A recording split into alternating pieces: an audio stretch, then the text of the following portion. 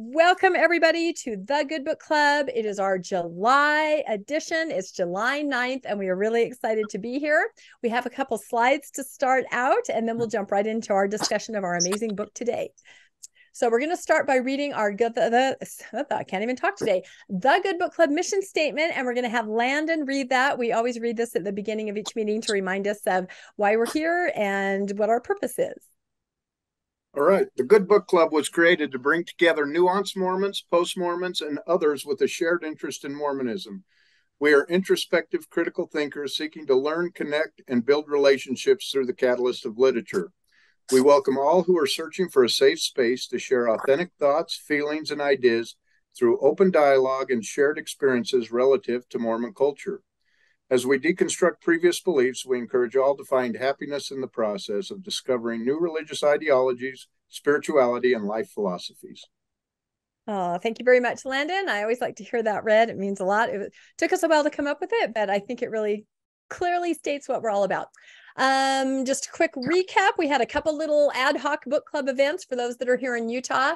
We actually took a trip to Idaho to visit the backyard professor. There he is right there in the middle. We connected with some book club members, brother of Zelf and sister of Zelf, and some Mormonish viewers. Ron Jorgensen was there. So it was really fun. And there's the his backyard is incredible. Let's just say that. It was really, really fun. Yeah. And then on the 4th of July, Tom and I help run a big flag ceremony in a canyon here in Utah County. We had Jackie and Greg, Landon book club members, come help us with that. And it was really, really fun. So we hope everybody had a great kickoff to summer with the 4th of July, which was just passed. So coming up, we have the announcement of our book list for next year. Now, for those of you that don't know, our season goes from September to September. So August will be the conclusion of everything that we put together the year before. So what we did, we solicited categories. Everybody voted on that. We got the categories. Then we asked for book club suggestions. We had those rolling in through the last month. We didn't get tons this time. So what we did is we took those. We took some of the runners up from last year. We kind of smashed everything together. We ran them through the categories, and we came up with this, what I think is a pretty amazing list. We're not going to go over the whole thing right now. This is September to September. We're going to post this list on our Facebook page, on Instagram. We're also going to send it out through email, so we'll have a chance to look at this, but it's going to be really good. We are really, really excited about all the titles that you guys suggested. So I'm really excited for year 4. You might want to explain what we're doing in September with the September book. I could go over that really quick if you want to run back. Yeah, that's a great idea. So in September of this year, there are several new books about the Mountain Meadows Massacre that have come out. We have also read some books in our book club in the past about the Mountain Meadows Massacre, and we just can't seem to talk about it enough.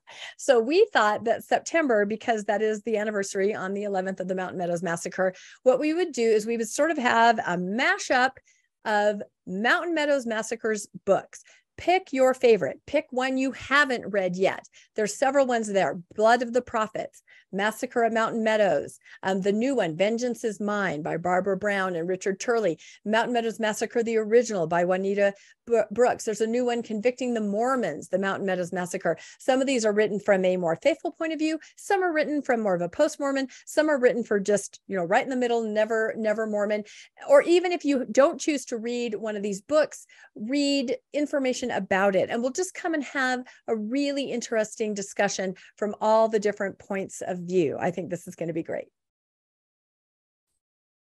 And that'll be for September. Okay, coming up on Tuesday, that's 2 days from now, we have our The Good Book Club bonus event. It's kind of a mashup with Mormon book reviews and the Mormon Stories Book Club. Everybody's sponsoring it. This is the amazing Chris Thomas. His book is called Unexpected, The Backstory of Finding Elizabeth Smart and Growing Up in the Culture of an American Religion. He grew up as a faithful Mormon. He still is a nuanced Mormon. His book talks about growing up in the church, like all of us did, but it's really about him finding himself at a very young age, 29, becoming the media spokesperson for the Smart family during the Elizabeth Smart ordeal. And it is absolutely fascinating to hear him discuss the backstory, the police involvement, working with the news networks, the newscasters. It is absolutely fascinating. I think all of us lived through this. If you haven't read the book, please just come and attend. He's a wonderful guest, and it's going to be really interesting to talk about this topic for those of us that remember it and were impacted by it. So that's on Tuesday. Other books on the radar in the Mormon Stories Book Club that I help run, like I said, Vengeance is Mine. That is the next one we're going to be discussing. And if you read it, then you're all set for September too. So it's kind of a twofer. On the very back burner, of course, is Charisma Under Pressure. That's Dan Vogel's book about Joseph Smith. It's a gajillion pages long and not on audiobook. So that's why we say it may be on back burner for 6 months. Who knows? But anyway, it's a great book if you want to get it and kind of sample through that. Let's see. Okay. Do we have a slide about the Deborah 3D event? That is one thing I just realized that we may not have a slide on. So I'll just talk about that really quick. Coming up on the 15th, that is next Saturday, there is a readers theater that is going to be put on through the Entrada Institute. And you can access this live event through Facebook. It is a reading of a play called The Mountain Meadows, written by an amazing playwright, Deborah 3D. We've talked about this before. This play was put on in Salt Lake, and we were like, dang it, no one's going to get to see this. It is now actually going to be a live streamed event, a readers theater on Saturday night, 7 o'clock, Saturday the 15th, through Facebook, through the Entrada Institute. So I'll get more information about that on Facebook and Instagram and email, but I cannot encourage you enough to listen to this. It's an incredible play about the Mountain Meadows Massacre. Next, and I forgot to hold this up, unexpected. Next month, last month of our 2023 September to September season is The Unfolding of Language by Guy Dutcher. And Luann is going to be giving our discussion. And at the end of our discussion today, she'll be giving us a little preview of the book. So this is our book for next month. All right. All that being said, that brings us now to our amazing book for July, The Woman They Could Not Silence, the shocking story of a woman who dared to fight back. And our wonderful discussion leader is Cindy Badger. So right now we will turn it all over to Cindy. Thank you.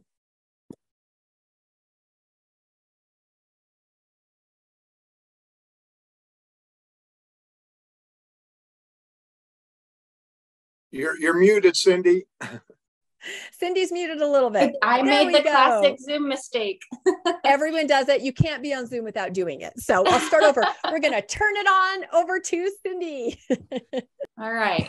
I was just mentioning that if I sound a little echoey, it's because my whole house is empty. We don't have our furniture yet. We just moved from Japan to Virginia. So hopefully it's not too bad. So this was my second time reading this book, and still as good and maddening as it was the first time. But I know that some people may not have read it at all or may not have finished. And so I'm just going to give a little background on the author's answers about why she read it, and a little bit about Elizabeth Packard, the main character. So the author was in answering the question how she discovered Elizabeth's story and why she wanted to write about her. She said, "Before I even knew her name, I actively went looking for Elizabeth's story." The background to that quest. In the fall of 2017, the world was set ablaze by the Me Too movement, and I wanted to write about some of the issues being raised. Namely, why hadn't women been listened to and believed before? Too often, it seemed to me, women had been silenced and discredited with the claim that we were crazy. Were there any women in history, I wondered, who had been declared insane by a patriarchal society for speaking her mind, but who had somehow, against the odds, proved her sanity and prevailed? Because I wanted a happy ending for my book. I went in search of this mystery woman, only hoping she existed. And on January 15th, 2018, after having fallen down a rabbit hole of internet searches about women in madness and insane asylums, I first read about Elizabeth Packard in a University of Wisconsin essay that I randomly found online. That first reference was just a single paragraph in length, but a few Google clicks later, having learned a little more about her life, I was hopeful I had found the central protagonist of my next book. I noted in my diary she looked promising. Yet it wasn't until I completed my due diligence reading the other books about her that existed at that time, so as to be sure that my vision for her story, a work of narrative nonfiction, hadn't already been published, I knew for definite she was the one. And then just this little bit about Elizabeth gives you kind of an overview of what she was like. The author said, I think Elizabeth's strength is absolutely remarkable. Ultimately, I think the bedrock to it was that she knew she was in the right, but even more remarkably, she maintained the confidence to insist on that truth, something with which some of us struggle. Her faith clearly helped too. So just a real quick overview of the book. In the time that the book is set, Elizabeth is a woman with no rights, basically. Women in general belonged to their fathers until they were married. Then they were their spouses, and men could commit women to insane asylums for basically any reason. And Elizabeth's sin was having an opinion and having religious differences with her husband, basically, and stating those and trying to raise her children in the way that she felt was right and teach them the version of God that she believed in. And that got her into a lot of trouble, but she also did, like the author said, just persevere and just stuck with what she knew to be true and truth, that she wasn't crazy, that she had every right to have an opinion and share it and live her truth. So can't wait to talk about her with all of you and hear your thoughts. So I just wanted to start with maybe just like general thoughts, like how are you all feeling after reading this?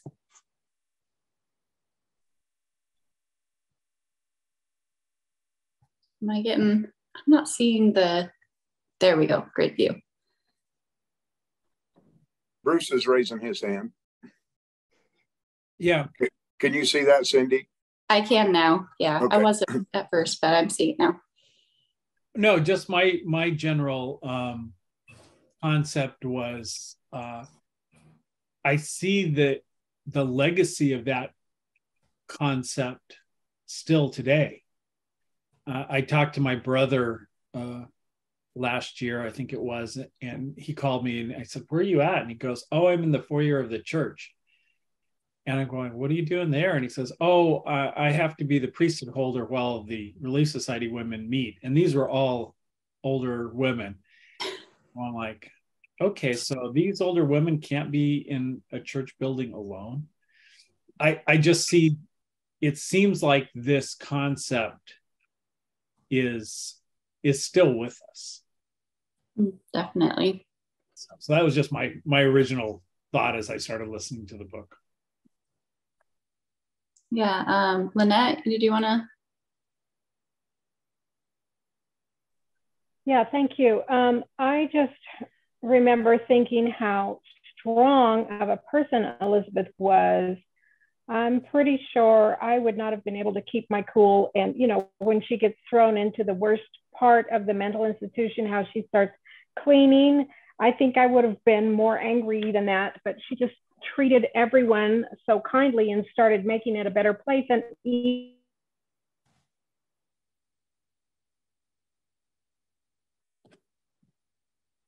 think she froze up. Yeah. Give her a second. Maybe Landon, you want to share? Sure. Yeah. I was shocked when I first read it that I had no idea that you could just put somebody in a mental institution with really no evaluation from the doctors. It was almost like that a husband could just put his wife in jail if he wanted to, simply by saying that she was nuts. And you know, I think all of us would put our spouse in jail eventually if we had the choice for at least a time. But this was just horrible. And then the fact that she was completely sane and had no way to get out, and no matter what appeals she made or whoever she appealed to, it kept falling on deaf ears. And she was clearly lucid and very she well spoken, well written, and even with that, she couldn't get out. That was, as I read through it, that was the surprising thing to me, is that she basically had no way out. As long as the doctor or her husband were willing to keep saying she was insane, she really had no leg to stand on, and that was just horrifying. It felt like you were just trapped, Right. They used the word unnatural behavior, right? So they had like that idea of what a woman should act, and she wasn't acting that way, that, oh, she's hysteric, she's crazy. Let's see. Is it Rhea? Is that how you say your name?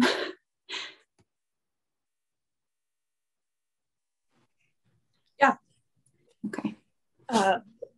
It's been interesting. It was interesting to me reading it because I felt the less extreme version of that in the culture still today in my own personal life. Even as a child, I had airway issues, so I couldn't breathe very well, and I had a lot of chronic pain even as a young child, and my family just treated me like I didn't have anything to say, and like I was shy. And then as I got older and I started to use my voice more, even when I still had airway issues, so my voice was always quieter than it should be based on how emotional I was on a lot of things. And so they still, like, even recently, my family would plug in, maybe you're this sensitive because you're autistic, and maybe you're this because you're autistic. And nothing wrong with being autistic, because there are many wonderful people who are autistic, and I'm friends with people who are, and it's nothing wrong with that. But it was always plugged in to cover up my story and make my pain and my experience less than, and less important, and less valid in its own space and its own right. And then was also with my first husband that was abusive, and just like trying to leave that relationship was so hard, even in my own family, because there was this kind of expectation that if I'm saying no and I'm speaking out and saying, don't do that to me, if it doesn't make a big deal to you, then maybe you're just crazy. And I mean, they didn't use the word crazy, but they often would interrupt what I was trying to explain and what I was trying to share my experience of things, to say, oh, maybe you're just sensitive to that because you're autistic. And it was used kind of in the same way of like,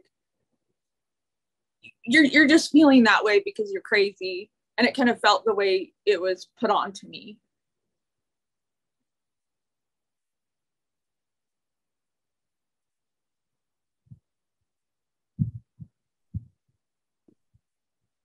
You're muted, Cindy.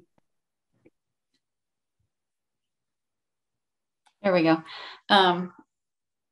Yeah, so I just was thinking about how your truth was not being acknowledged, and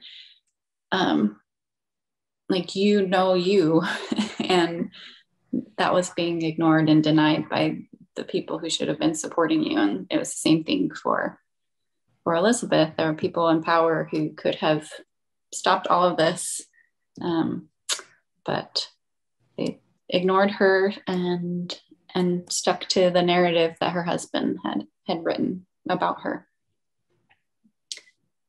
I think Laura has been waiting for a little while. Okay, great. So some of my thoughts, I just recently again came across the quote from Packard from 93 that he said, the biggest threat to religion is feminism, the gays, and intellectuals. And I'm like, well, I'm at least two of the three of those, right? And that's what I thought with like Elizabeth too, was like, simply because she thought for herself and had a different point of view, like she was deemed insane. Like just because you disagreed with your husband or saw something differently, you were deemed insane. And to kind of talk about the trickle right? That was just in 1993. And interestingly enough, when I was verifying that quote just this morning, I just did a search for it. And I like to always go to like the church source too, because it's like, if you're in the church, you can't really argue with that, right? You can't say it didn't happen, right? It comes from their website. And so when it was on their website, it was actually published in 2015 as part of his obituary. So it was like his legacy to have said that, like as recently as 2015. And so, yeah, it just kind of made me reflect on that and how it is still just so pertinent and pervasive, even still, particularly in the LDS culture. But I'd say, honestly, in a lot of society at large, that, you know, like the word hysterical comes, you know, it ties in like with your uterus and that kind of thing. And these are like not good things to be. One other example is a podcast I was recently listening to, and it was, long story short, these women who were doing IVF treatments, and the nurse was stealing the painkillers and the pain medication. And so they were experiencing all the pain of this procedure. And same kind of thing, they weren't really listened to. They were kind of just written off, like, we're doing the best that we can. Like, you must just have a really low pain tolerance, or you just must be intolerant to these drugs, or you know, calm down. There was a lot of calm down. And I think that, again, that all still plays into what we're experiencing, you know, nowadays. One thing I like to do when I read books, especially historical, is I try to take myself back to that zone and like recognize that who I am is also a product of the time that I grew up in. And so though I feel that I am like a strong, outspoken woman who would stand up for myself, I think that it was particularly incredible that Elizabeth was able to pull that off, being that she was also the product of her time. Because if you plot me back in that time zone, I don't know that I would be that amazing and that brave as she was. And so I think even now, as we stand up for ourselves and everything, we're kind of can be heroes, right? But particularly given the time and the culture, she was just so incredible. Like, she's one of my favorite people now. So I loved reading this book. Yeah, definitely like a hero. I don't know how she just kept going. There's, you know, part of me that I'm like, I would have gotten out and I would have been like, okay, I'm just gonna stay quiet over here. I don't know if I even would have gotten out, though. I probably would have just tried to be a good little patient and get out as soon as possible. One of the things, so the author's website, if you're curious at all, she's got like a reading guide on there. And one of the things she brought up that made me think of when you were talking was the Equal Opportunity Act wasn't passed until 1974.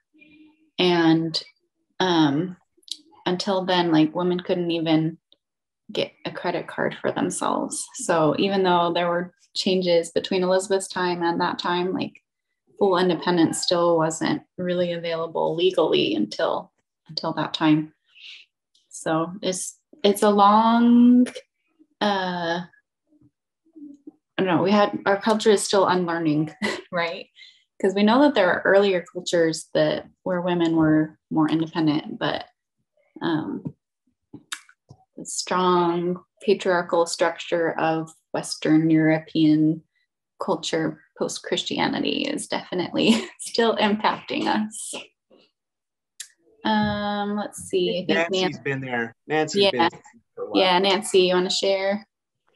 Sure. I wanted to just express my appreciation for Elizabeth and other women like her, that even in 2023, there's still strides that need to be made for women and for other minorities.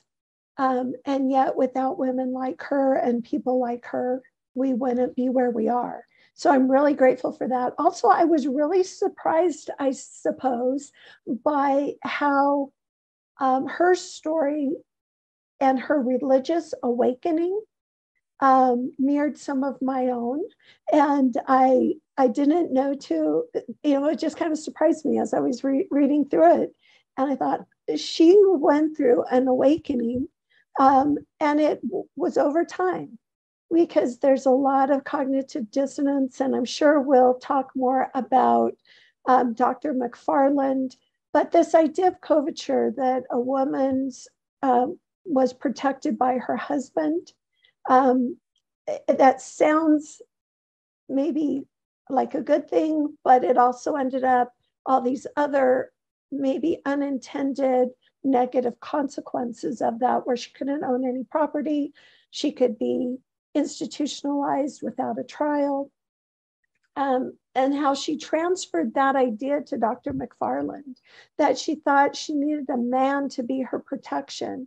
And then over time, we see that she realized she could provide that for herself.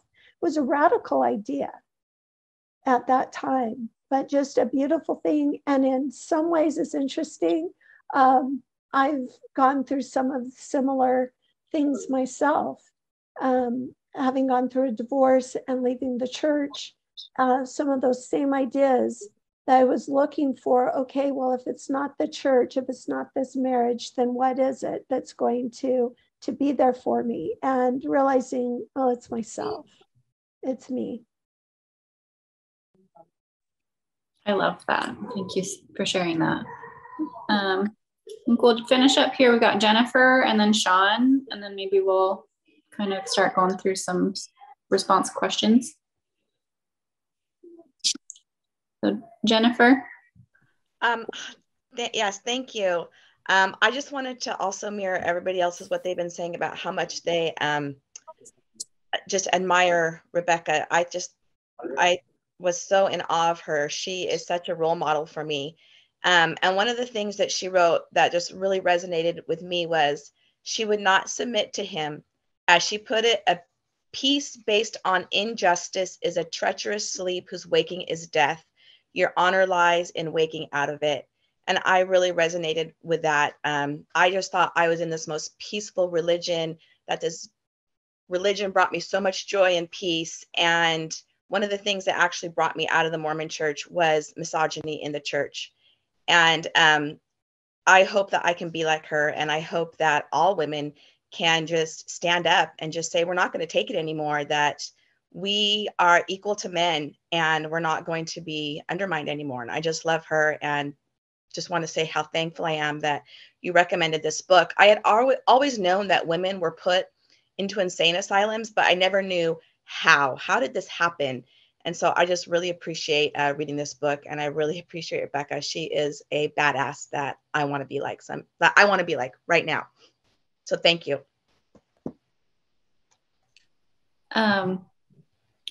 I really love what you shared, but also I wanted to point out too, because yeah, like women and women's role within the church and like the eternal scheme of things was one of the big reasons I left the church as well. Polygamy in particular. But one thing that I think is so important too is that, like, yes, like she was independent and doing it, but she had to have the help of men because it was a man's world. And so there were men, legislators and lawyers and doctors that supported her along the way. And I think it's so important. Like, we have some really great men here in the group who are, doing that work too. Because women can't do it by themselves. Like, there have to be good men who are willing to share power and speak truth to power in realms where, women's voices won't be heard. All right, Sean, let's hear from you. Hi, I'm Sean, coming to you from Southern Michigan. I'm really grateful for this this reading assignment. This is one of those books where it was just completely off my radar, and I probably never would have thought to even pick it up and read it had it not been for the book club. But Elizabeth has become one of my heroes. She was a force to be reckoned with, and it was that very fact that she was a force to be reckoned with, which was considered insanity. And I look at my situation. I'm PMO, so I'm physically and mentally out. So I'm still active, attending church and whatnot. But I think that if I were to start speaking my mind the way that Elizabeth, gave the example of speaking her mind, that people would think I would belong in an insane asylum. And so I understand better after reading this, the fear and the, you know, the risk. And I mean, I recognize my privilege, but it's real, and it's something that I wrestle with all the time. And this just kind of helped encourage me and give me a little courage to maybe speak up a little bit more and say what I think, and not consider myself crazy, but, you know, not worry too much about what other people think either.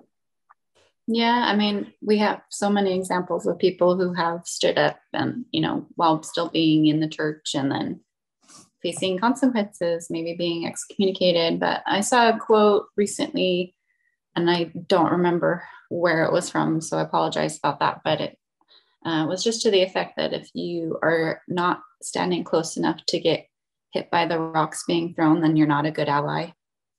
And so I think we can all kind of think about that too, like in regards of, you know, this, while it's not like the same situation for women or minorities or anything that it was back then, there are still lots of situations where people are not being treated the way they're supposed to. And, you know, which role in this story are we going to play, for sure. All right. So obviously Elizabeth's religious views are a central part of this story, because it's when she finds her voice and what really gets her out of, I don't know, just like living the day-to-day, being okay, tolerating her life that maybe she thought was fine, but then she had like that awakening. So what are your thoughts about her religious situation, her husband's opinions, living through that kind of phase of Christianity when there were schisms because of things like slavery and stuff like that? Just general thoughts about her religious situation and how she came to it. Let's see, got Landon, and then we'll go to Daniel next. All right, I cut in line in front of Daniel. No, I could completely relate, because I feel that very same way with me leaving the church. I think my entire family thinks I'm crazy, because how could I possibly have walked away from such a wonderful church and a gospel that brings so much joy and happiness to the family? My mother has told me that, you know, a couple of times, that, you know, she hasn't said it to my face, but she's told my sister and that he's an apostate. He's just read too much and has too much knowledge. He's overthinking things. And I think the rest of the family, you know, points to their kids and says, oh, this is what happens, you know, when, you know, your Uncle Landon, he went out and stepped out, and, you know, this is what happens to you when you lose faith and all of that. So I think my family might do that to me if they could. So I completely understood how tough it is, just because you have a different belief, that those around you can think that you're maybe somehow not completely there mentally. Yeah, I remember. So I had a good friend at BYU. We took a class together. We went over, it's a psychology class, but we went over like or philosophy class, sorry, not psychology, philosophy class. And so we had a lot of fun in that class together. He and I both were really into philosophy and, like, you know, the meaning of life kind of stuff. And then fast forward, I stayed friends with him and his wife, and we had our firstborn kids around the same age, and we would visit each other when we were passing through the country and things. But he left the church, and I remember thinking, like, oh man, he just reasoned his way out of the church. He just, you know, he was too into his intellectualism, because I knew him and knew that was like his passion. And so that was, you know, my thing was like, oh, that must be why. And I'm sure that there are people now who are saying similar things about me. So that's really fun, right? All right, Daniel, do you want to? To me, one of the worst aspects of this whole thing. Daniel, you're Danny, on. something's wrong with your. Yeah, you sound like Mickey Mouse. On Stuck up some helium. Are you doing helium again? Nope. No. Do you want to type it in the comments for now? And better now? Rochelle, There you go. There we go. Yeah, something weird is happening. It keeps There going we in and go. out. There we go. Sorry. To me, one of the worst things that happened in this book was to realize that a lot of the impetus of this was money. That aspect of it, that she had different views, more liberal views about religion and God and all those things. And her husband seemed to be kind of okay with it initially, but then there was someone who gave him a bunch of money and had more conservative views and said, basically, you need to shut your wife up. Like, I'm giving you all this money, shut your wife up. And that Elizabeth's husband did this largely for money. And that was really so sad, but kind of understandable. They always have the saying, when you want to get to the root of something, follow the money. And, what's the root cause?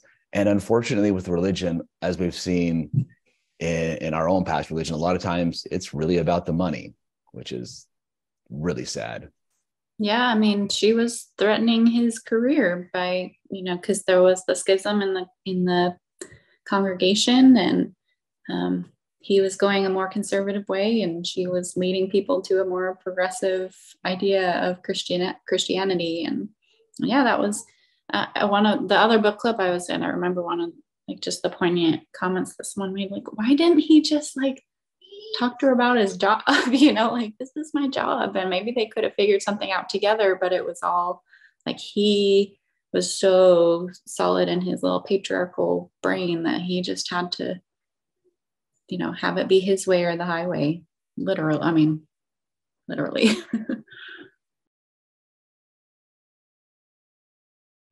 Let's see. Sorry, I forgot. Sam, did you want to share?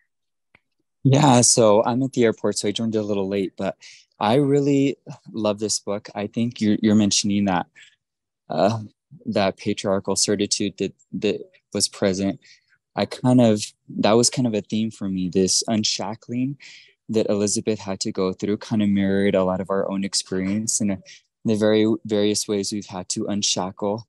I think from just the certitudes of the thought pendulums that exist around us. One thing that kind of stood out to me was on page 317 during the trial. Deacon Dole was like, she would not leave the church unless she was insane. I'm a member of the church. I believe the church is right. I believe everything the church does is right. I believe everything in the Bible. And so there was this certitude, and you could see that in Dr. McFarland, and he was just so sure of her insanity. And despite all the evidence, he never questioned himself. And I think that sometimes in having to fight against the certitude of those around us, respecting their own certitude, but then being able to unshackle from that so that we can find our own values and our own truth. I love on page 157 where she says, she feared nothing now but God. She was not afraid of men. She said, I can stand on my own feet. I don't have to be running around to find some tree to climb on. I am a tree myself. And I thought that was so beautiful, because you just see this process of Elizabeth unshackling from the certitudes of her time, and how you just see it kind of trickle down into our own century, and things have gotten better and some things are getting more polarized and entrenched. And it's just it's being able to stand back and see the larger view, and that people have had to deal with this in all sorts of generations and times. But it was really neat to hear it from the woman's perspective. And I was just in shock, and it was just an incredible page turner. But I love that idea of unshackling that she had to go through this entire novel. So that's what I wanted to share. No, thank you for sharing that. I think you're so spot on. I feel like so many of us can understand that. Is it Chandra? It's Chandra. Hi. This book, so I just found out, we went to the Highland Thrive group, and so I just found out about the book club like on Thursday.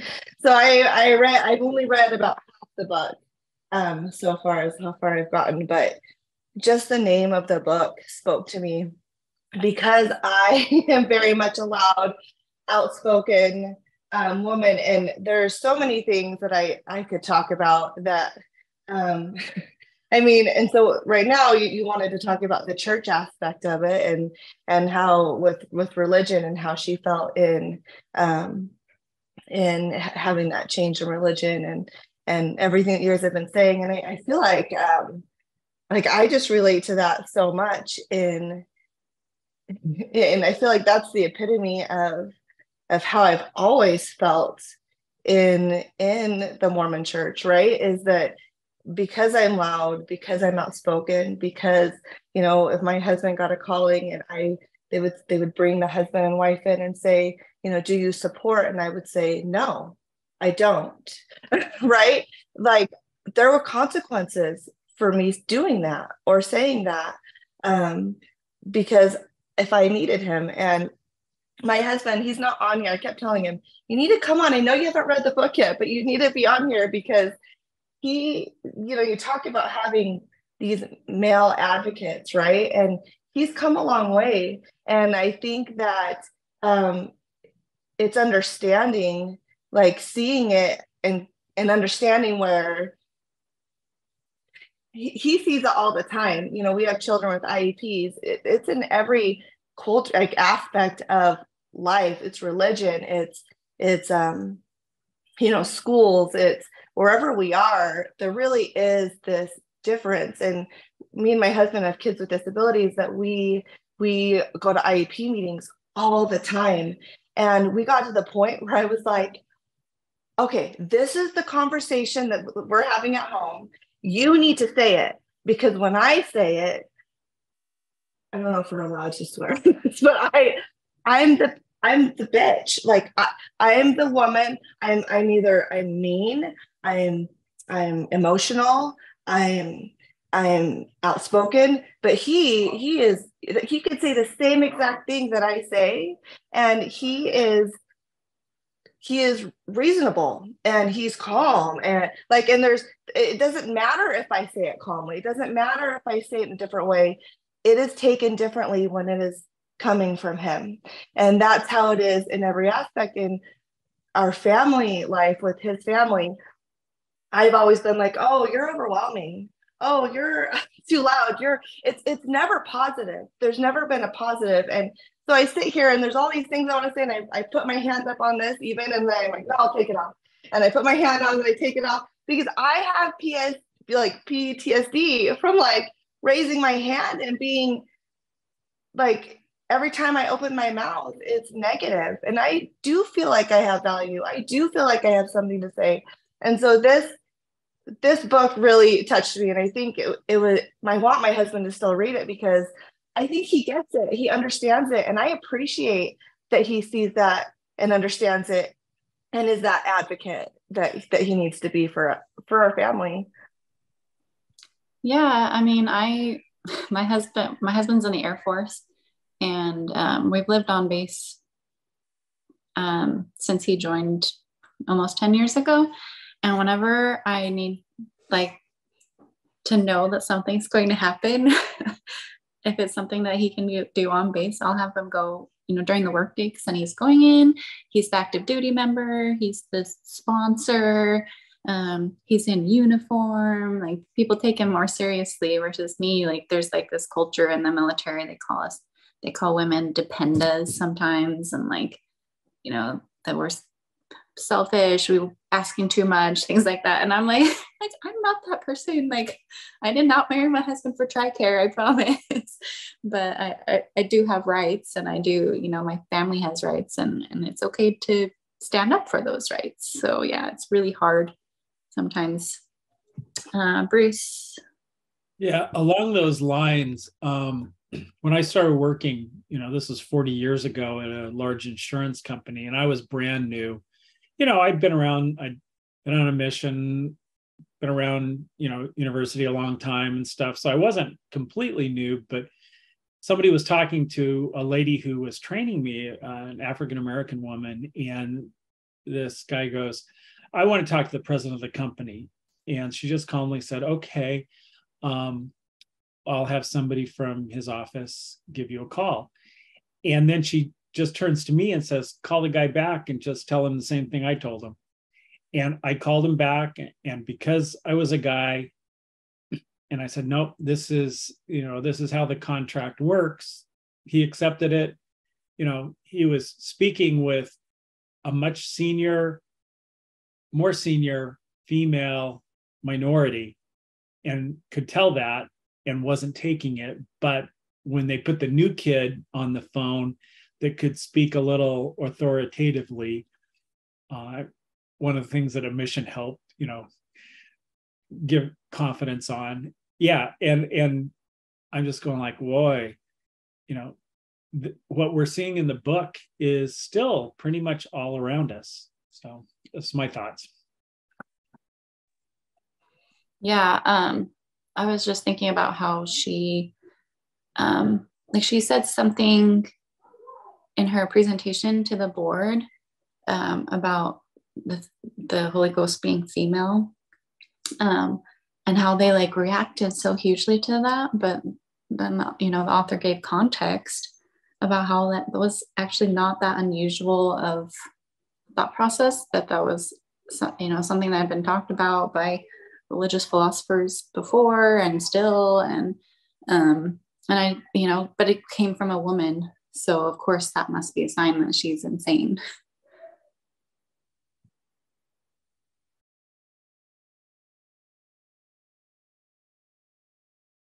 Let's see, any other thoughts about the religious aspect? I'm sure it'll come up again when in the conversation, but can move on. Yeah, Shauna. I just wanted to share, this came up just now. So a couple of years ago, well, probably several years ago, I had a niece who was in the middle of, she had left the church, and I was the only family member that she had told and that was supporting her. I was still in the church. And I was telling my now ex-husband, then husband, about it, and kind of trying to explain her perspective and why she was having difficulties. And he said to me, I'm really worried about you. You sound like you're going down the same path, and I need to stop that, basically because I'm the priesthood holder in this home, and you need to stop that. And it was that, and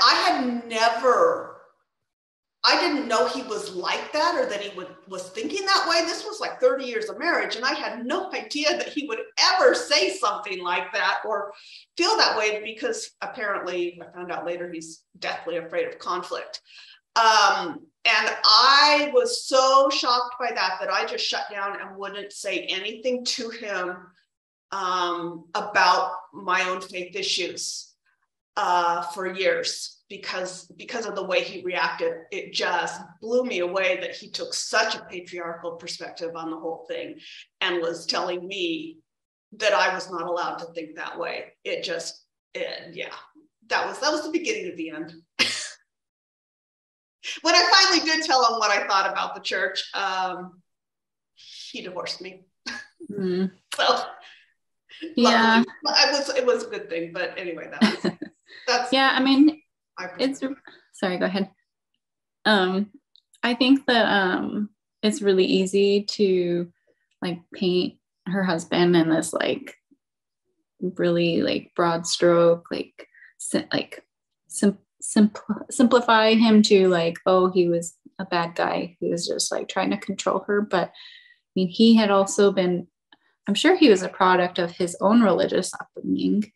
It was probably a very patriarchal, it seemed very, it was a very fear-based religious upbringing, it seems like he, didn't like them being lighthearted in the home. He didn't, his was a very mean God who would punish you for things, whereas Elizabeth's idea of God was, love and wanting people to be happy. And she never danced before she was in the asylum,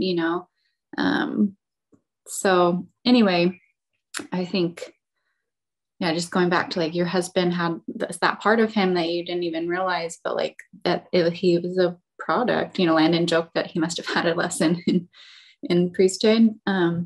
But yeah, I mean, we are not just the men, but the men in particular are steeped in that idea of like they are responsible for their family's spiritual well-being. And I'm sure like the Packard's situation was very similar. He saw his wife and children at risk, and he had to stop it. So I thought it was interesting, some of the reasons. Oh, sorry, we'll catch you, Jennifer, real quick, and then we'll move on. I totally agree what you're saying, but it's not just the men who are so steeped in that, it's also the women. The women are also so steeped in that. I mean, so much of the misogyny that I learned was from my own mother telling me things, like a woman's place is to follow her husband wherever she goes. And it just, I hope that by me leaving the church, somehow I can be an example to others that it's not right. And I just wanted to add that it's just not the men, it's also the women too, because we've been so conditioned. I know everyone here is raised in the church. We've been conditioned from the moment that we were born that men have the authority and that we have none. And anyways, breaks my heart. That's my husband agreeing with me. If you were watching, my husband's putting his thumbs up. So thank you. I just wanted to add that. That was my thought. Thank you. Yeah. All right, Chandra, we'll let you finish that thought off. Thank you.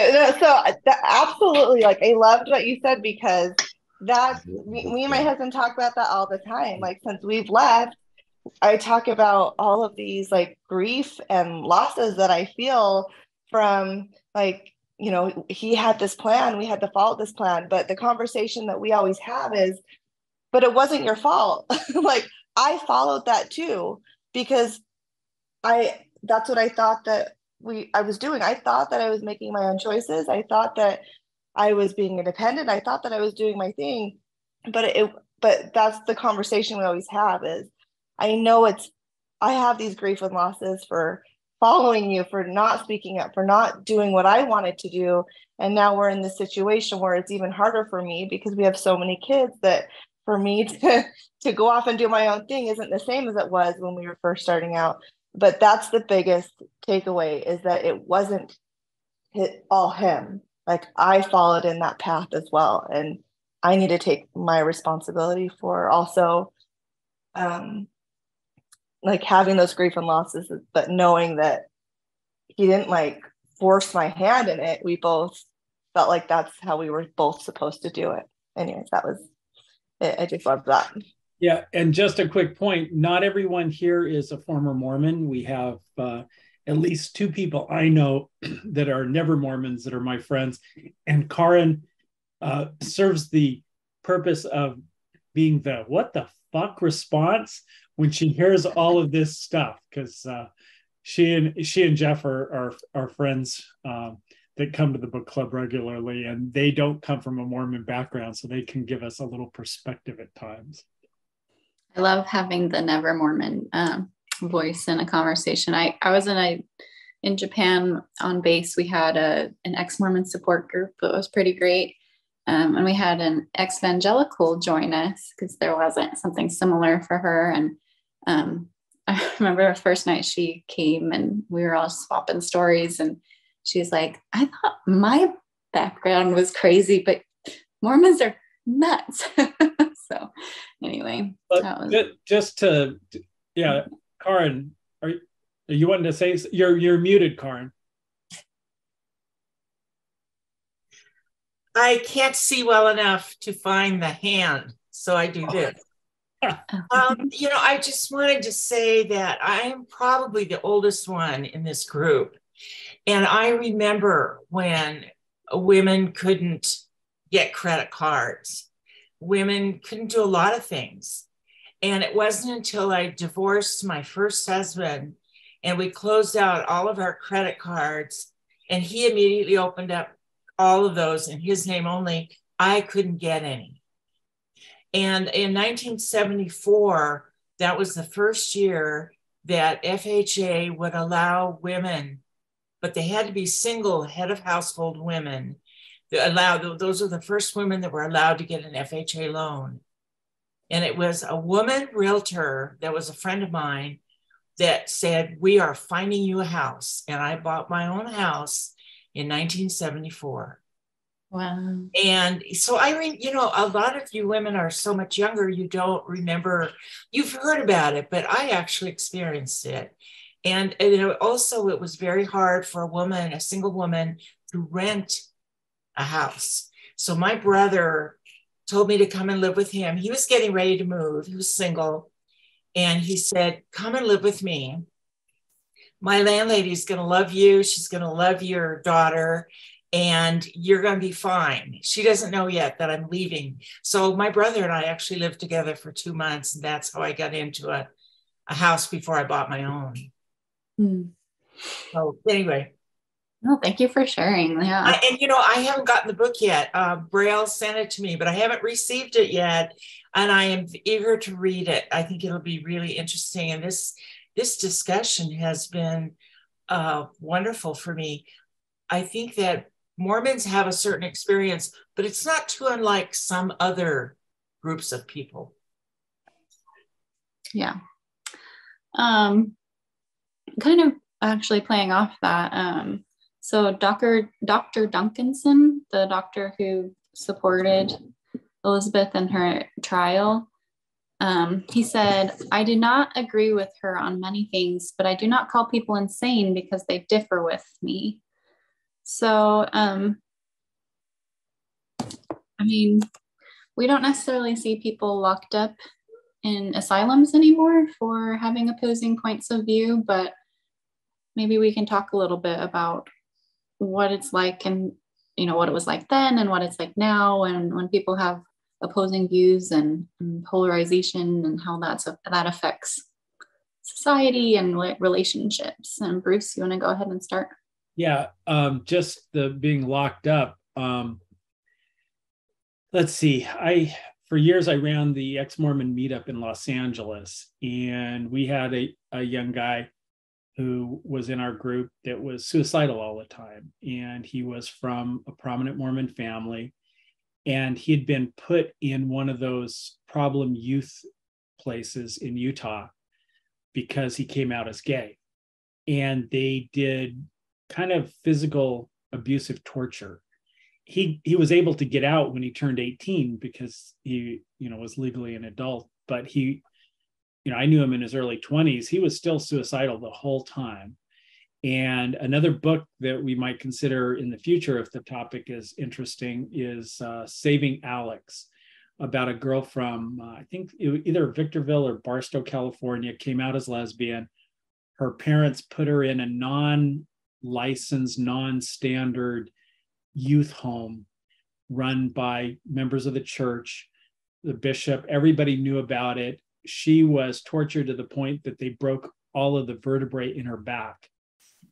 And finally, somebody at school got her hooked up with a lawyer. And this was just a few years ago.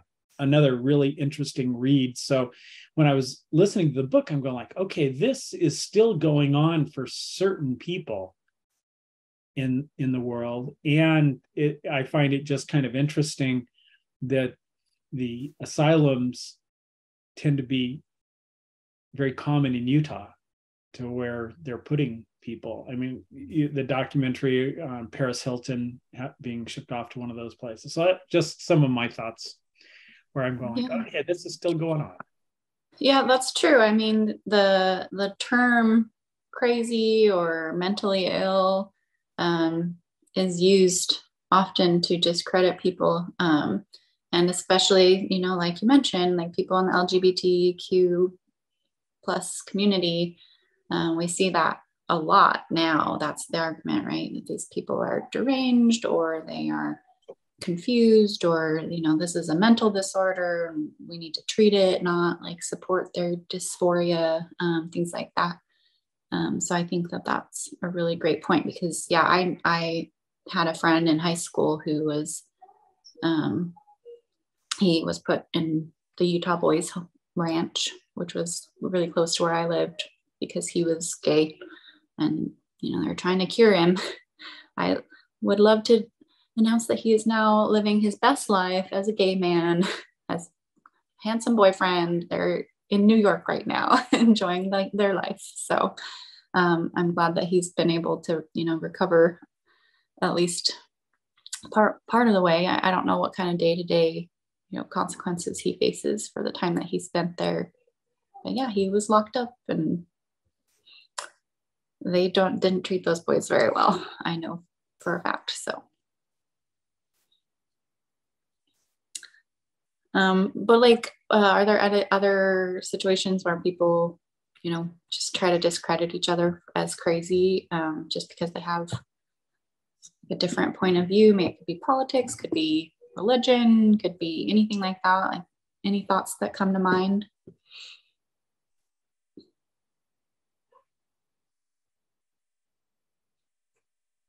Yeah, Sam.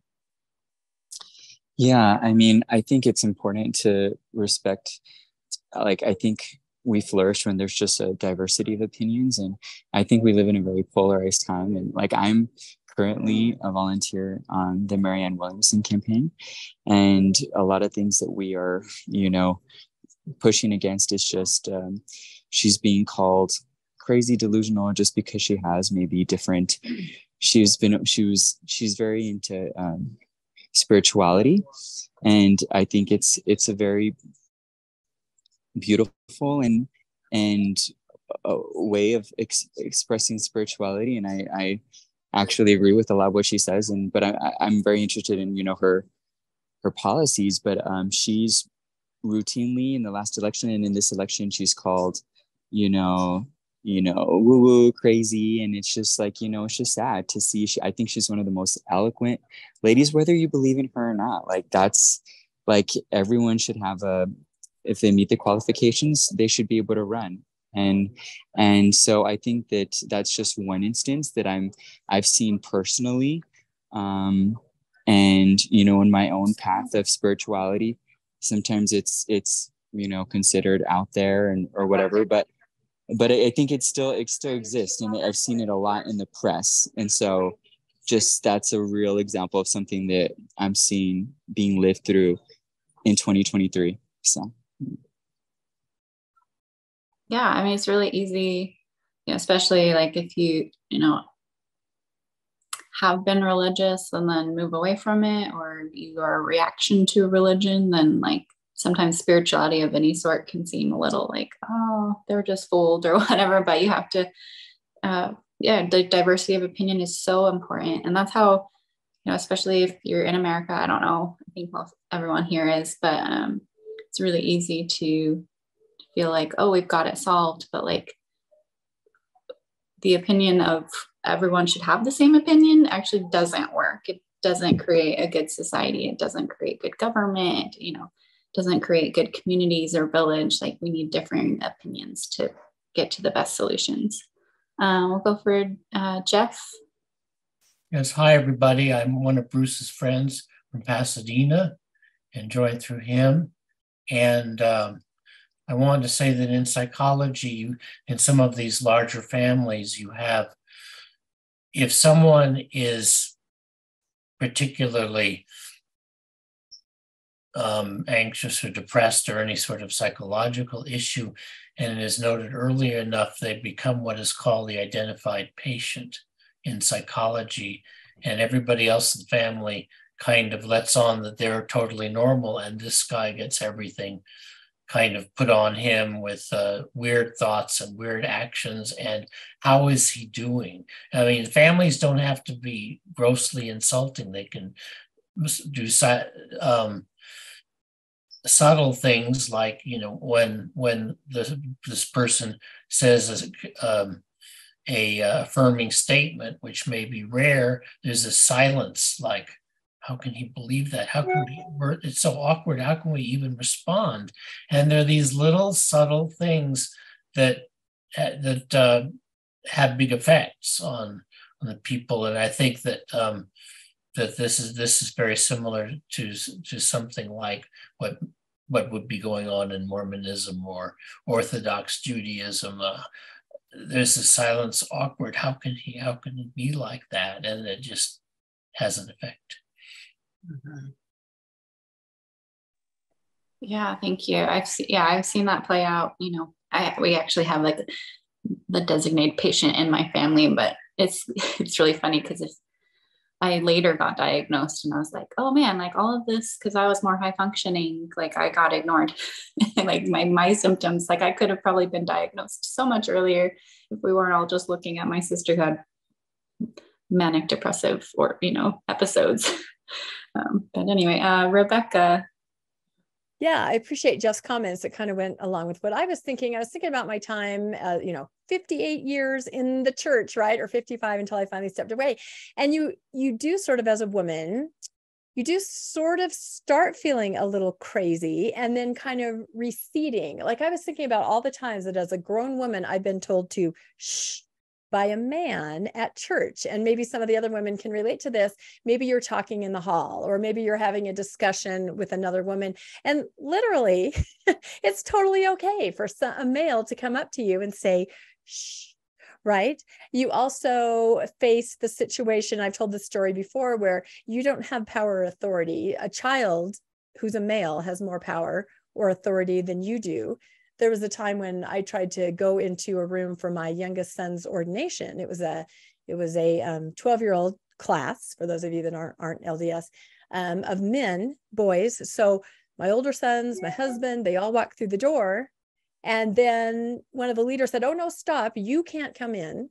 We're going to have some business and then we'll let you in. And I'm thinking, okay, I'm older than everyone in the room, except for my husband. And I'm not allowed to go into the room because I don't have that authority. And you'd make a comment, and you make a comment, they let you talk, and you definitely get the sense that they let you talk. And then it's just sort of like Jeff said, the silence. Okay, and what did you think, brother? And maybe these are extreme examples, but every single one of these things has happened to me as a woman, and I can only imagine to many women in the church. And so eventually first maybe you think, okay, am I, is there something? And then you just realize, no, it's the way it is. And you sort of recede and you stop trying. Well, in Elizabeth's case, of course, she didn't. She never did, which is what's amazing about her story. And it makes me think back and go, God, could I have tried harder? Could I have fought back? Could I have been different? Could I have been more vocal? In my case, I didn't. I just completely receded. And as Elder Ballard said, put on a little more lipstick, right? If you're not familiar with that quote, Elder Ballard said, we love to hear our ladies' voices in the church. We love it. We appreciate what they say. Of course, not too much, ha, ha, ha, and put on a little lipstick, And so to me, that's kind of the bottom line. And it's why a lot of women's voices eventually just recede, because as they said, if there were 3 million women in the church, but no man, there would be no wards. There's no authority there. So I don't know if other women have experienced that kind of thing, but especially back in the day, because I'm a little older, that's just the status quo. It is how it is. So this book made me go, dang it, why wasn't I more like Elizabeth at the time? But those are my thoughts. We can't all be Elizabeth. We can't all be Elizabeth, but we can certainly learn from it and go forward. That is the lesson here for sure. Yeah. Melissa. So I was having a conversation with my husband last week, and he just said, you are so much more angry now that you've left the church. And I'm like, yes, I am. But I don't necessarily, like in the church, we're taught that anger is like this bad thing to like squish down, and you don't want to have anger. But I find anger now, like when Rebecca was telling her story, I was like, it makes me rage. Way to go, trigger me. No, like hearing stuff like this, before I would have ignored it. And now I'm just like, no, this is not okay. And it is okay to be about things that are harmful, that are toxic, that are hurting people. It is okay to be angry about those things, because I shoved it down and ignored it for so long. So yes, I am more angry now, because now I'm letting myself see it and experience it and feel it, instead of just shoving it into a little box and nice. I'm not playing nice anymore. I'm feeling my feelings. I'm experiencing my emotions, and I'm not okay with what is going on. So yeah, all the anger all the time now.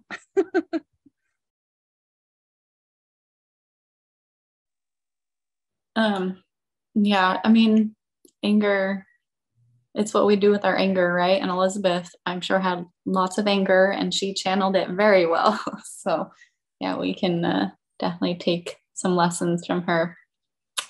All right, so I thought we would wade now into Dr. McFarland.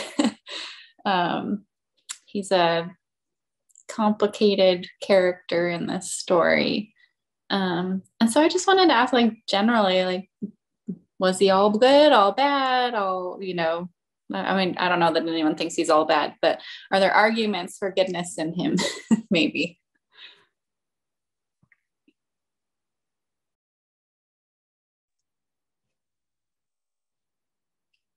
Do we have hands? I can't see. All right, Bruce and then Sam.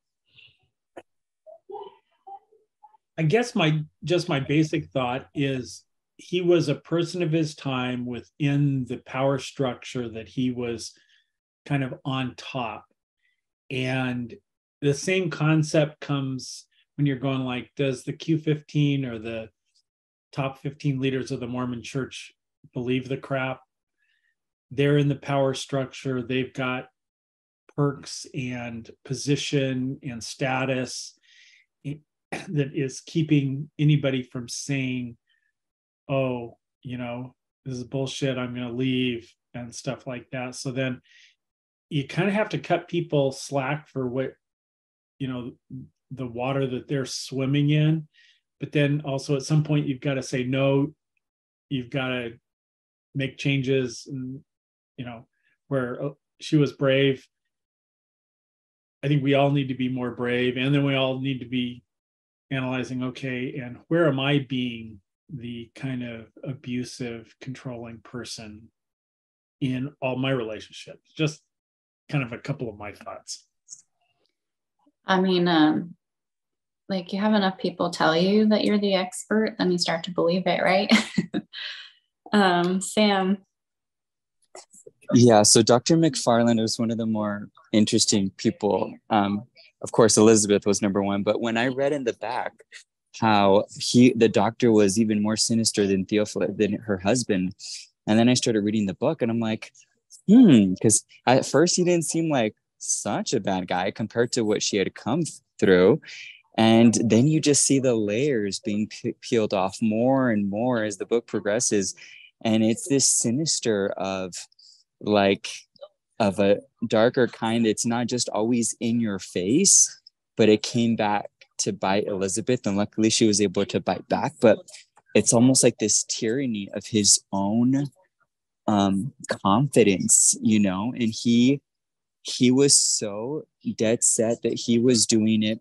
He had the superiority of, you know, I have to be like the quasi husband for all of these women, you know, and I was just in shock. Like it was such an eye opener for me. Like, I'm so happy I read this, but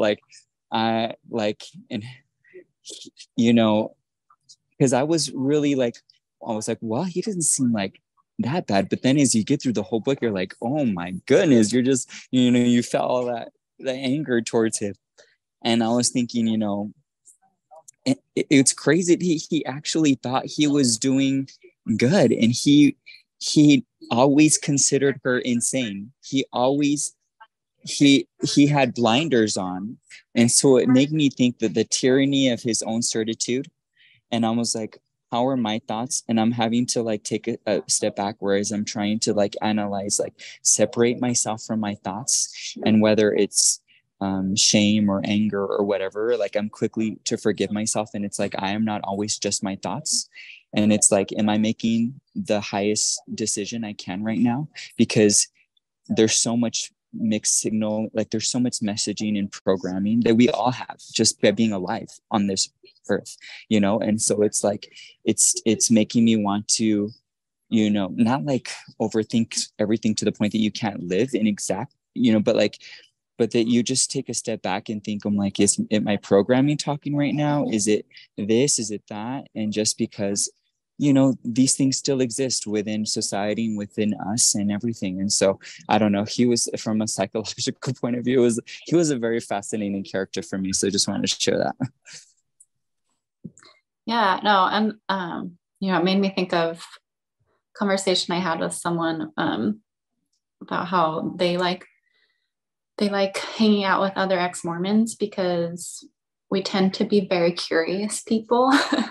And so we just want to figure out what makes people tick and where they're coming from. And that's not like a guarantee, obviously, like there's a lot that goes into that. But I do think like we have suddenly realized like, oh, I've got to like question everything that I thought was absolute. And so I feel like when I meet new people, and even if they have different like religious views or political views or things like that, like I really want to learn, like, okay, like tell me about that, like how did you come to that, and things like that. And I think that he was the opposite, right? Like he had this preconceived notion, and all the questions he asked her were just in his attempt to confirm his hypothesis that she was insane. Any other thoughts about Dr. McFarland?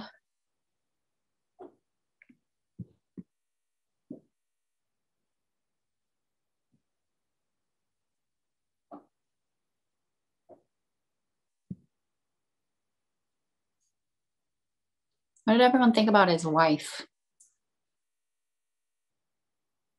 Any thoughts about his wife?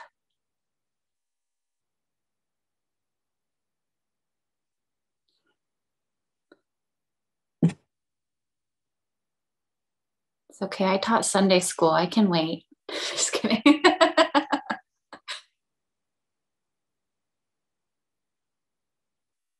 I just thought it was really interesting how at first his wife was, kind of a fan. Oh, Melissa, yeah, don't make me talk too much.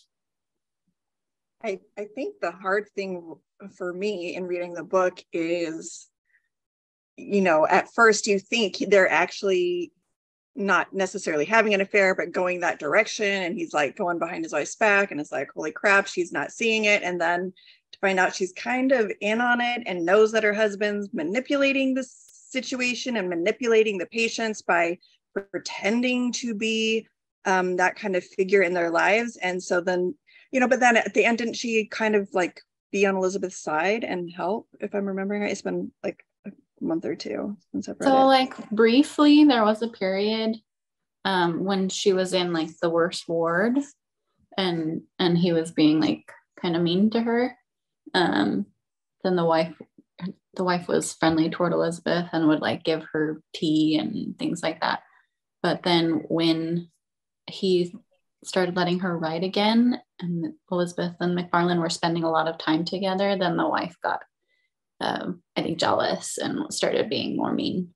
I don't know. I just, at first I felt bad for her, and then I was just kind of like frustrated with her too. But I mean, again, it's, the water they were swimming in, the wife is submissive and, lets the husband do whatever he wants. And she, needs to be protected by him. So she puts up with whatever. And so it was just kind of like, I mean, I get it. It's the water they're swimming in. It's the time. It's all those things. But also it's like, come on, girlie, get a backbone, tell him no, So it was hard. It was hard. Yeah. And I think his behavior was also reflected, I don't know, like you get a certain type of person to work in that sort of place. And we saw that become even worse with like the labor shortage during the war. And they were just getting they were desperate for people to work in the wards, and they started getting people who were more like abusive. And I thought that was really interesting because, I'm actually starting a master's in social work right now. And, one of the things you really have to work on when you are entering that sphere is understanding like where people are coming from and making sure that you're not putting yourself as like the expert on that person's life, and I'm trying to like lift them up rather than like boss them around. And so like that was obviously not the kind of person that they were getting to help out there.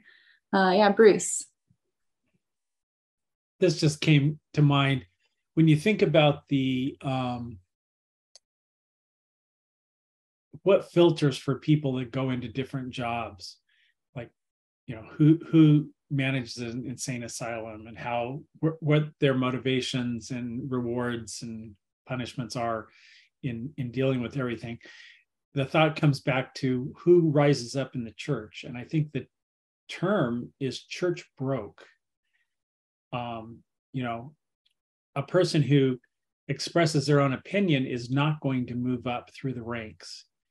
And it's people who, you know, toe the line and show deference to those above and, you know, talk themselves into or believe the narrative and stuff. And I would think in, you know, with mental institutions and probably a lot of our institutions, it's like who really wants the job of being president of the United States? I mean, that's gotta be, you know, you take a look at a president when he goes into office and then when they come out and they have just aged terribly. So yeah, the concept of church broke when you guys were talking just kind of came to my mind. Yeah, I mean, and back then, like he didn't really even have to have actual credentials. Like he just like was able, he just, hey, I'm interested in this, so I'll be in charge of insane people. And, you know, he just set himself up as an expert, and for some reason that was okay. Like, and I do think like when people, we don't value the work of the lower people in these insane asylum. I think it's still a similar situation with psychiatric wards and things. Like we don't value those workers enough because they're not necessarily like specially trained. Like they're just medical aides typically, and they don't get paid well. They don't get treated well. I mean, it is an insane asylum, like, or, you know, back then, and like now it's, you know, a psychiatric ward. And I do think that doesn't attract, first of all, people who care a lot. And it also doesn't attract, or it doesn't nurture maybe the best in people, like, because they're not getting any positive feedback and they're not getting monetary recognition, you know, all those things. And I think that can really affect the type of people who go into it. And we see that with other, you know, areas too. Like we see it with like schools, like teachers right now, like the good ones are quitting because they aren't being appreciated, and they're getting punished for being like a good teacher and trying to do their best by kids. And so, yeah, I think that can really affect the quality of employee. Shauna, do you have some thoughts? Yeah, I actually listened to the book, didn't read it. As I was listening, first of all, when she was when she was, you know, for lack of a better word, loving on Dr. McFarland, whatever his name was, the doctor. I just wanted to scream, don't trust him. But as far as his training and stuff, we have to remember, of course, this was 1860. There wasn't much in the way of psychiatric training and understanding of psychiatry. I have a daughter who's a therapist, and I have a daughter who's a psychiatric nurse practitioner. And what she does is she prescribes. She's a prescriber of medications. And the vibe that I got from, wait, let me back up. The vibe that I got from the doctor was what we now hear about surgeons and a specific surgeon in general. I know somebody who was a nurse with him way back when, and yes, he was the God complex is what they like to call it. Yes, the God complex. And that's what I kind of got from the vibe from that doctor, was that he has that same kind of a complex of that he knows everything and everybody needs to deference him. And but it's not now the understanding, you know, there's so much more out there, and I don't know that it's the same by and large in the psychiatric community these days. Daniel, you're not a surgeon, are you? I hope I didn't offend. I'm not a surgeon. Oh, Mickey Mouse voice again. He's not a surgeon, he's a chipmunk.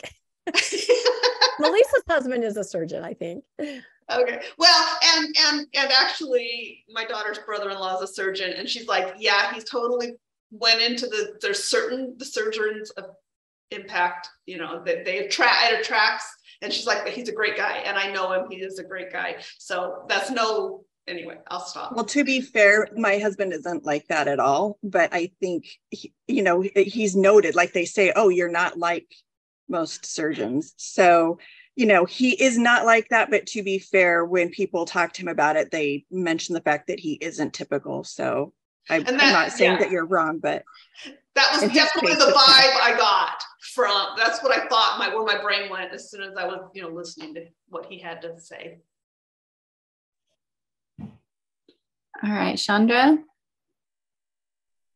Yeah, so like hearing that, and because I haven't gotten all the way to the book where I've like gotten to his wife, and fully I'm in the part that like more of the beginning, hearing him and how he's for giving this different perspective of himself to Elizabeth and what it really turns out to be and what she's thinking her relationship is with him in the beginning.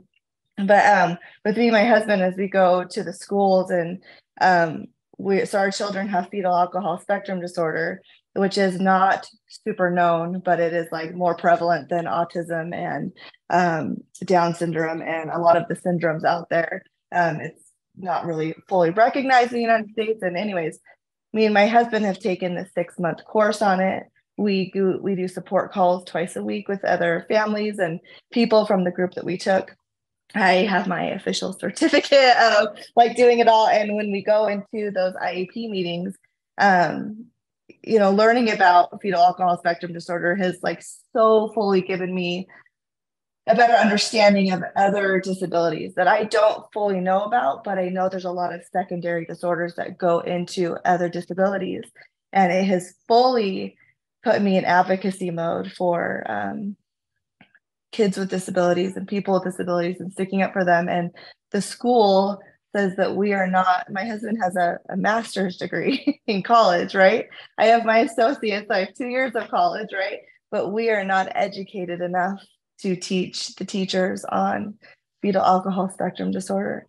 And that is 100% because of me, because they don't like me.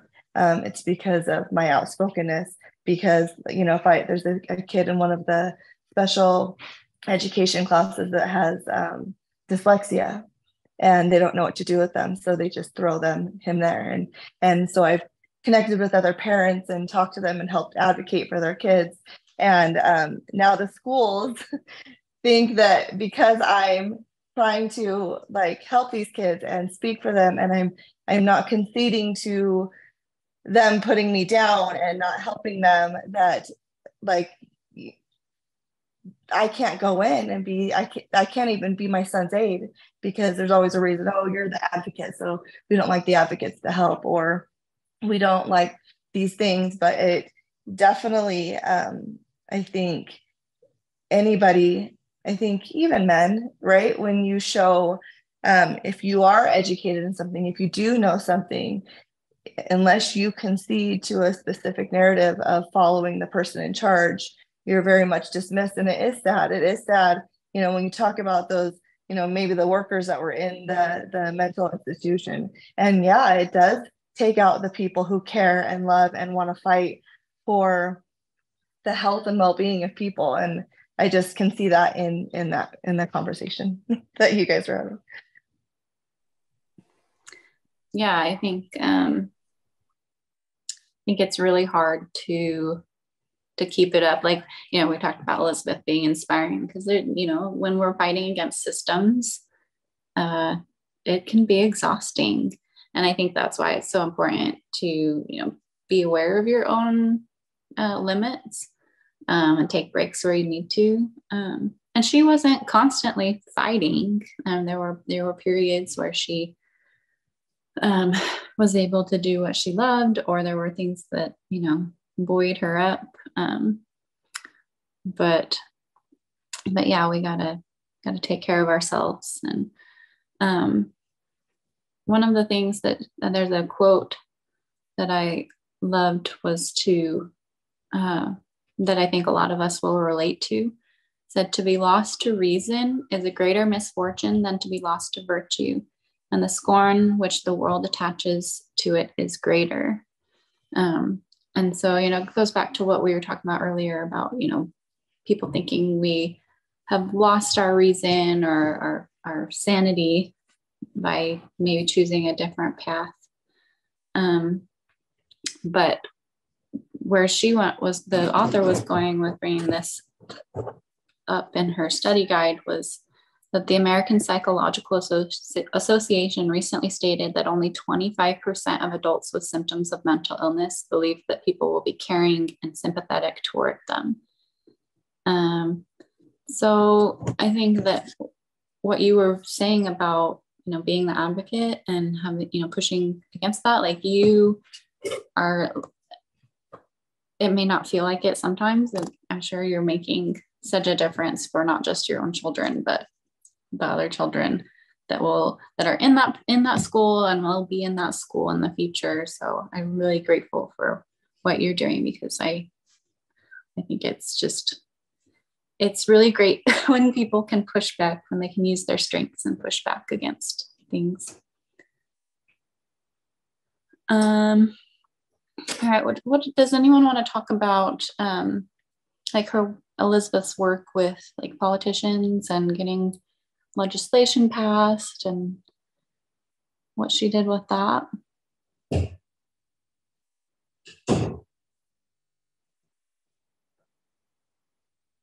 How many people got to the end of the book? Just kidding, Daniel. Can you hear me? That sounds okay. All right. One of the things I thought was how she learned to manipulate men at the time.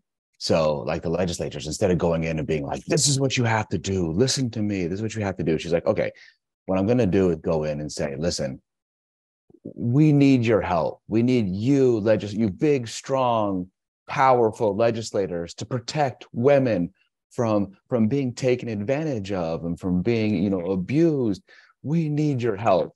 And it was really interesting to me just to see how she just completely manipulated. She was like, okay, I realize taking these people head on is not going to help me. So what I'm going to do is I'm going to appeal to their, you know, their patriarchal sensibilities and use them and work within the system. I thought that was really interesting and clever of her. Yeah, I love how you describe that. That's perfect. Sam. I was trying to find the quote, but there was somewhere where she's like, I was not actuated by self-interest alone anymore. It was the larger cause. Sorry, I'm in the airport. So, but like there was even that moment where as much as she wanted her kids back, she's like, I need to focus all my energies in helping these women in the insane asylum. And she put all her energies in, and she just worked so hard, like going door to door and in that world that was so male dominated. But there were certain quotes that she had. She was inspired by a sense of duty and a vision. And there was a quote I was trying, it was something like, duties are ours, events are God's, you know? So she's like there were moments where she did wallow a little bit in despair, but she didn't last there very long because she was inspired by that vision, that greater purpose. And there was a part, I think in 204, she said, she sat up straighter, her mind not contained by the four walls of her ward, but flying high over the land of the free, soaring past cornfield fields and ascending over vistas of desert and mountain and trees. Like, she saw a vision of a better future rising in the horizon. And I think the fact that this book had the backdrop of the Civil War, it was just so moving. And the rights of the slaves, and then the rights of women, and like, she just had that vision, and she was planting seeds, and she saw some bear fruit, and her work is, now we're all reading, and we're having a book club on her life, and it's just beautiful. So the harvest continues, but she had that duty and that vision, and it made her a political strength. So that was very beautiful. Yeah, thank you. I love how you summarized that. Rebecca. Yeah, I loved the way that you said that, Sam. That was perfect. So, and to speak to that, and also I think what Daniel said, and I see now a comment in the chat by Shauna, I think as women in the church, you recognize that you must work within that system. You have to. How many of us have been in organizations where we talk with other women and say, okay, they're never going to let us do this if we pitch it this way. But if we say we have to, there's all this maneuvering because everything has to be okay. Even though you're in a primary presidency or relief study presidency or young women's, you still have to get it checked off by the patriarchy, right? So you learn to just pitch it in a certain way. You learn to flatter, you learn to cajole so that you can get, like Elizabeth, what you need to have done. I mean, you could relate to that so completely. And Shauna in the chat is talking about the primary voice. Of course, that's part of it. Of course, you can't go in there and go, look, guys, this is what we're going to do. I got a great idea. No, you go, so I've been put on a little lipstick. Put on a lot of lipstick. I wear a lot. I still do as a post-Mormon. But no, I think we do it. And I get angry at myself as a post-Mormon that I still do that. I feel like I can't go right at things. I have to do that. I learned to be just a master manipulator by growing up as a woman in the church. And I don't know if the rest of you understand what I mean by that, but I learned those skills and they're still in there. And it's very hard to shake. And then I started thinking about just the membership in general. If you guys are familiar with just happened over in the UK, where the NEMO, the Brit Vengers, 21st Century Saints. So they're trying to get the church to change this policy on child protection and to make people follow the law and have background checks for anybody that works with children, right? So it's not happening. You can't go to the leadership and say, you have to follow the law. You have to change this. That never worked. What did they do? Nemo and the 21st Century Saints, they kind of did a little manipulation. They sent letters out to the leaders and said, do you realize that you're on the hook if something happens in your ward? They know that you cannot go straight at leadership and tell them to make a change. You have to be a little manipulative for a greater good, but you have to go through the backdoor channels and accomplish it that way. And so it's really sad that nobody can just go straight at great ideas, things that protect children, things that make it better for women, things for everybody all around. You cannot do that in the church, unfortunately, at this time. So it all really resonated with me and my experiences, and even what's happening today, I thought. Yeah, I mean, or if you do go directly at it, his name is escaping me, Sam Young, yes. Young, yes. He went directly at it, and we see, that he got excommunicated. And yes, there was change from what he did, but there were. But he was on the altar for it. Yeah, no, that's exactly it. Yeah. Yep. Yeah, Bruce. Yeah, when Daniel was talking about managing the situations and stuff, it came to my mind, in everything we do, we have to manage and manipulate the situation into the outcome that we want. When I was a missionary, gosh, this is 45 years ago in Chile, I had a companion who was really a pretty nice guy. I looked him up. He lives in Orem. I hadn't looked him up in 45 years. We would read Dale Carnegie's How to Win Friends and Influence People, and we would read it together. Our mission was pretty lax. We didn't have lots of rules on what you could read. We could go to movies. We could go out to lunch and dinner with people. There was very lax at the time. But we would read a chapter and then practice, when we were knocking doors, you try this technique. And we were just managing the situation to get the outcome that we wanted. And, every member of missionary, every ex-Mormon of missionary, most of my family's still in, and I just want to like tell them, okay, read the CES letter, all this stuff. And that doesn't work. So I've kind of switched to being the openly ex-Mormon, fun, gay uncle. And every time I'm with family, I was up in Utah with Rebecca and Tom and Landon for Pride this year. And I made sure around my family, I took all my nieces and nephews out to dinner. I went to see my cousins, but I changed my Pride watch band every day. And especially the younger kids notice that, oh, you've got a different watch band on today. And I'm just hoping that, okay, that plants the seed that the fun gay uncle, and I've told some of the older ones, I'm going like, if you want to talk about anything or you need somebody to talk to, I'm the person you can talk to, and just kind of leave it at that. So, that's my strategy in trying to manipulate my believing Mormon family. And it has started some very interesting discussions with like nephews' wives who start talking to me about how, their lives aren't quite what they had hoped for. And it goes pretty deep into the discussion because then they kind of found out that I'm a person that they can talk to. So that's my strategy at manipulating things to get the outcome that I want, to have at least me as a resource if somebody wants a different life than Mormonism has provided them. So that was just some of my thoughts. Yeah, I think, the word manipulate has negative connotations, but like you were saying, like everyone has desired outcomes in their lives and they're going to use strategies and tactics to get them there. Like I think about, I was a really good Sunday school teacher, Relief Society teacher, young women's teacher. I was like the callings I always had were teaching assignments. And I think that was because I was really good at, leading a discussion and getting an outcome, right? And there's a little bit of regret maybe that I was so good at like helping people feel their feels and feel good about being at church. But I can still use that skill. And it's not that I had good intentions, I wasn't being evil.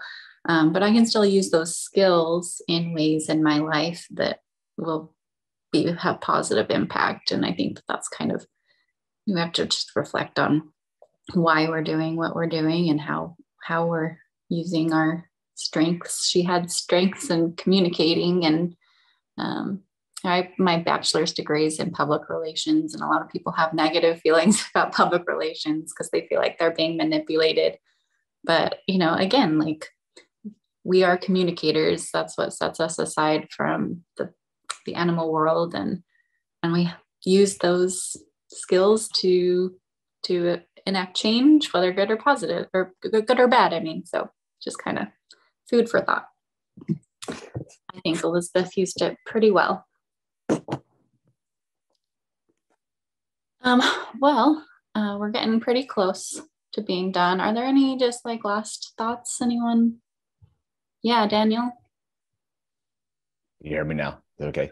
Yes. Okay. So one thought I had was I went and I read NPR's review of the book, and they brought up some things that may have been left out. That maybe the author in this one gave too shiny a picture of Elizabeth, was that her name, right? Because it turns out, for instance, like she also held deeply racist views. Like writing in one of her many political pamphlets, quote, "It is my candid opinion that no Southern slave ever suffered more spiritual agony than I have suffered, as I am more developed in my moral and spiritual nature than they are, therefore more capable of suffering." So there was a whole other side to her, and maybe a product of the time and all that kind of stuff. But I think it's super important for us as we read that, nobody's perfect. Like she did some great stuff, interesting stuff, but also keep things in perspective. People have flaws. She's no savior. There's good and bad in people. And maybe that's one critique of this book, is that the author didn't really give a well-rounded picture. The author kind of had a goal. It wasn't just a biography. The author wanted to say, look at all this amazing stuff she did, without also pointing out, well, she was also super racist.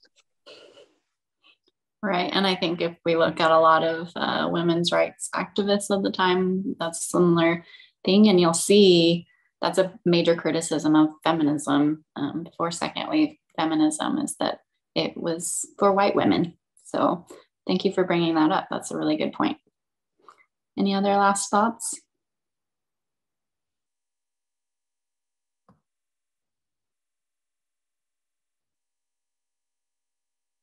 Enjoyed the discussion. Thank you. Thanks, Cindy. Yeah, it was really good. Thank you so much, Cindy. That was amazing. Clap. Everybody put your clap on. So clapping for I all wanted of to you point out, I wanted to point out too, I forgot to mention at the beginning that I emailed back and forth with Kate Moore, and she was just lovely. I know that you, Cindy, said that you had had her on when you had discussed this book before. So she said she would be more than happy to come on today, but then she said, I'm on holiday.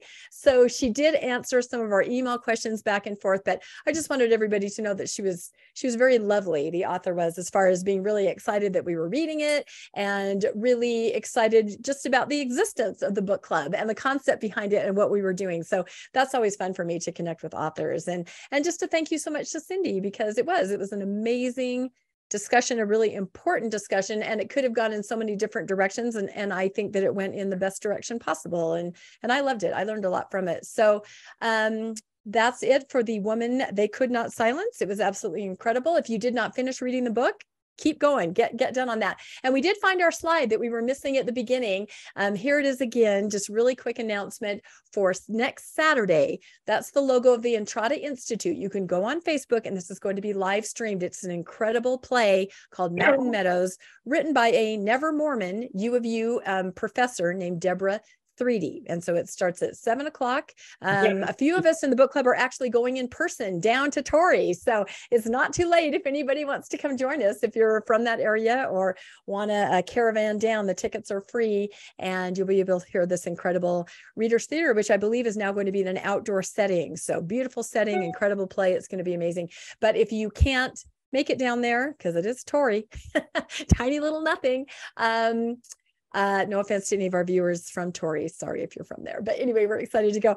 You can watch it live and try to institute on Facebook. So anyway, thank you for finding that slide, Melissa. We have so many dang slides. So now we're going to... Rebecca, that's 7 o'clock Mountain Time. Yes, sorry. It's 7 o'clock Mountain Time. And yes, all over the country. I always talk in Mountain Time. And I think it says on there, oh, it doesn't. Okay, time 7 o'clock Mountain Time. Yes. And I will put this on Facebook as soon as I find the link. When they put it out there, I will put that there too, and I'll email it out. And I'll probably do it several times this week, because I'm not kidding. This is an incredible play. Several of us got to see it. It just kind of popped up on our radar. It was a packed house, a very limited run. And we were thinking, oh, we're so sad that no one else is going to get to see this. And then we heard about this. So I said, I'm going to evangelize this through the roof, because it is a very important play. And I've interviewed her. And Steve, if you're still on, Steve of Mormon Book Reviews, and I interviewed her and talked to Deborah. She's doing a panel discussion at Sunstone that is coming up the end of this month. If I'm planning on going, I know several other book club members are going. If you are, let's all hook up while we're there. But yeah, she's an incredible woman, and so interesting from a Never Mormon position. She took a job as a law professor. She moved to Utah. She's like, oh, what's this story all about? And just started diving into history. So her perspective is through the lens of Juanita Brooks, a faithful LDS member who is a champion of history. She wants to get this information out, and yet she's blocked at every turn. Her membership is threatened, so it's kind of a threefold story where you have Juanita, you have flashbacks to the Mountain Meadows, you have flashbacks to post Mountain Meadows, where family members are realizing, oh my gosh, this is a generational secret. So anyway, it's the best thing I've ever seen as far as explaining to people what it was all about. So anyway, so much evangelizing, but please, next Saturday. Now we'll move on to our next book, a preview. Luann is going to tell us for a minute about this really interesting and unusual and amazing book that we're reading for August, The Unfolding of Language. Let's take it away, Luann. Okay, I always have to write something and then read it. But anyway, so far I've only read a little of the book, The Unfolding of Language by Guy Dutcher.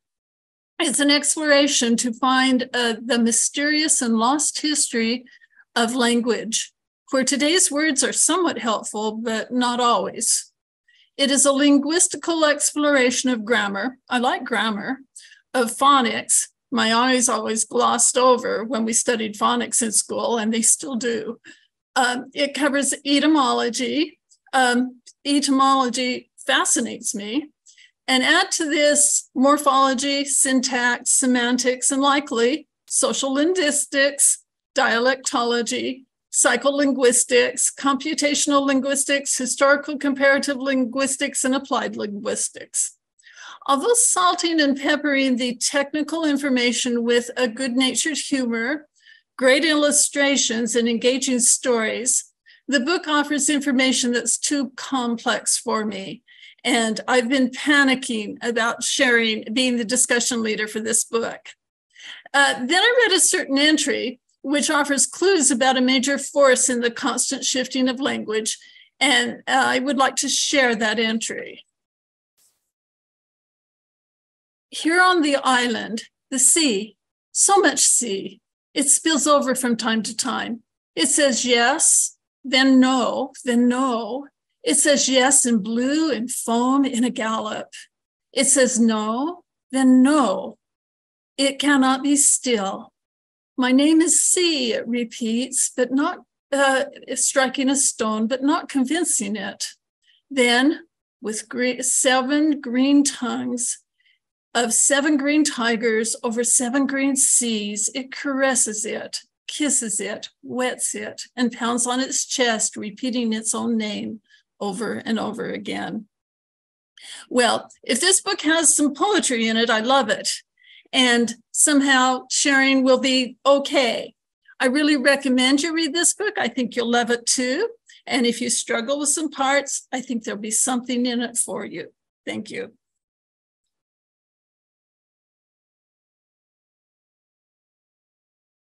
Thank you so much, Luann. Yeah, this is going to be really interesting. And I have the book right here, and I do see that it might be a situation where you want to have the hard copy and audio if you're listening to that, because there are a lot of graphics and things that maybe make it more clear. But I think this will be really interesting for us.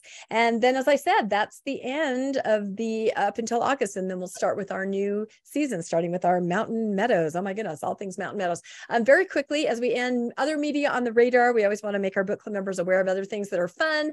I curate the Good Media Club, which is where I kind of find series and movies and things that have to do with Mormonism or high demand, high control situations. And I kind of put those there. It's on Instagram and Facebook if you want to find that and join. That's kind of fun. We have the Good Book Club podcast, which are these meetings in audio form. And so if you just want to listen to past ones, you can find us any podcast format or platform that you like, and then you can enjoy meetings from the past, which is always fun. We're also on YouTube. Search the Good Book Clubs for Post Mormons, and you can enjoy past episodes that we have recorded and put on YouTube. That's always fun. Also, we have Mormonish. Landon and I run this little podcast, Living a Joyful Life on the Other Side of Mormonism, where we interview interesting people, lots of people from book club come on, lots of topics and things, and that's always fun. We have episodes a couple times a week, so you can search Mormonish podcast on YouTube. You can find us there. And if anybody has attended today and isn't a member of the book club and wants to know more, you can email me at Rebecca Biblioteca. That's at the Good Book Club at mail.com. You can find us on Facebook. That's our logo. You can find us on Instagram. Message us. Just connect if you'd like to join, because we have a lot of fun. And as you can tell, a really great group of people. That's the best part. So interesting. So many different backgrounds. We learned so much. If you do email me at the Good Book Club at mail.com, check your spam. For some reason, it always goes straight there. So I think that's the end of our slides. And now we tend to just kind of stay on and hang out and talk.